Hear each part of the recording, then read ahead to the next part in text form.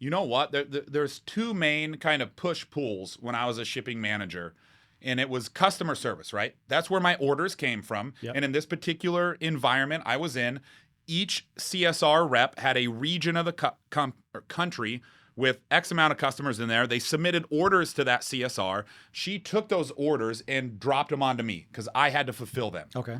So every day I had to constantly get them tracking information, fulfillment information, if stuff was late, if inventory was there or not. Now, my carrier can't help you with the inventory, but the fact that customer service was so reliant on the information I created, and they would have to wait for me to get that information. Yeah, oh, absolutely they do. So like with my carrier, I've seen customers go fully integrated and testing in less than 48 hours, and now you're automatically returning that information back to customer service. Like that. I ship an order, there's your tracking number, there's your email automatically to your customer, done. And that's customer experience. What is that worth?